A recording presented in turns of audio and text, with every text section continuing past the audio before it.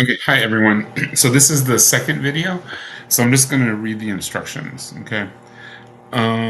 So I mentioned not too long ago about sociology as a science. It is the science of studying human agency and the social products that emerge from those interactions. Because sociology is a science of human agency, it has to have evidence to support claims about how society is organized, experienced, and understood, or ideologies. Okay. When people read a text, some people look for the argument's logic, and this is according to Wayne Booth et al. Right? They look particularly at its set of reasons to judge its plausibility and their order to judge its logic. If they think those reasons make sense, they will look at the evidence you present, the bedrock of every argument. So then I sort of wrote an interpretation is like when a writer presents a claim in their research, it is just that, a claim. Excuse me. You may think of it as wishful thinking because it claims do not necessarily convince a critical reader. Wishful writing and thinking are not grounded in the idea that sociology is a science of human agency or products. So this is sort of why I keep stressing or pointing out when I noted in the modules or in the essays is that when you make a claim or make an assertion, you have to provide some type of evidence to convince your reader to consider your claim as well to either reject it or accept it. But that's based on how you construct the argument or the claim and how you're able to provide that imagery through your claim. And that's sort of why I had everyone read Howard Becker's chapter on imagery, right? Because that's crucial to be able to construct imagery. So when your reader reads your essay, they have a mental image of what you as the writer are telling them. Okay, all right. So then this is what I want you to do for this assignment. First, I would like you to assess how you marshaled evidence and reason or explanation when assessing the peer's editing exercise. You are to identify the passage from the submitted essay, the peer editing exercise, and identify a claim and evidence you used.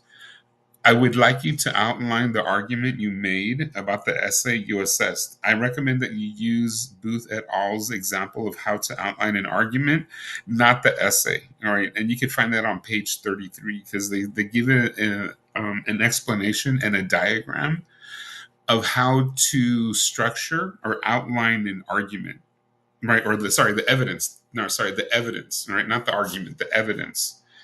Right. And I just want you to evaluate just one claim in relationship to one evidence or to using evidence. Okay.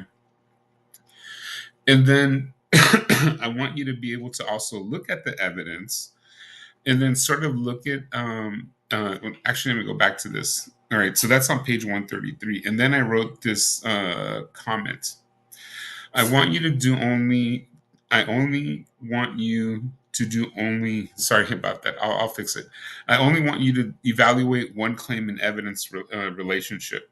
So that's the first thing I want you to do. And then the second one is once you've evaluated the relationship between the claim and evidence, I would like you to assess the type of evidence you used by operationalizing, which means is like how did you use it, and the method of looking at the quality of the evidence used. Meaning, if you make a claim about the person's essay that you read and assessed, and you make a claim about it about if they're like just as an example could be how you classify them as an uncritical thinker, a critical thinker that's self-serving, or a fair-minded critical thinker or person, right? And you make a claim about that, and then you would use evidence from the paper to support one of the three claims that you made.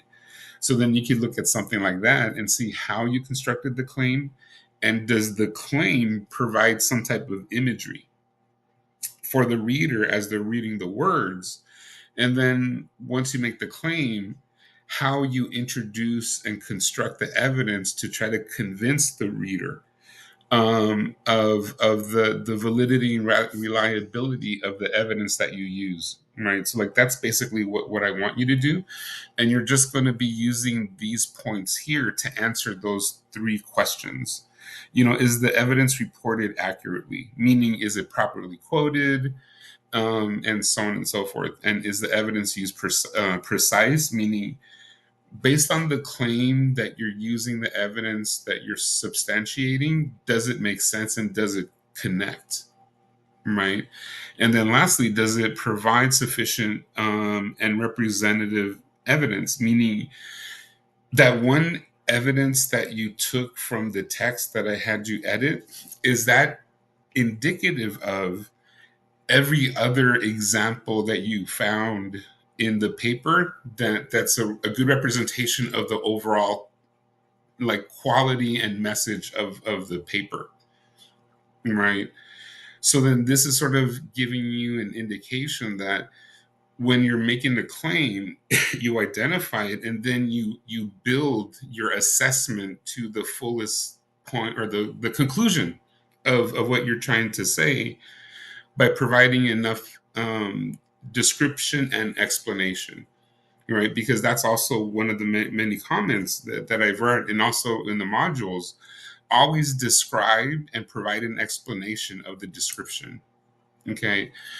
So I hope this makes sense. And yeah, so that's all you're going to be doing for this module. Okay. And I'll edit that passage once I post this on YouTube. Okay. And have a good night, everyone.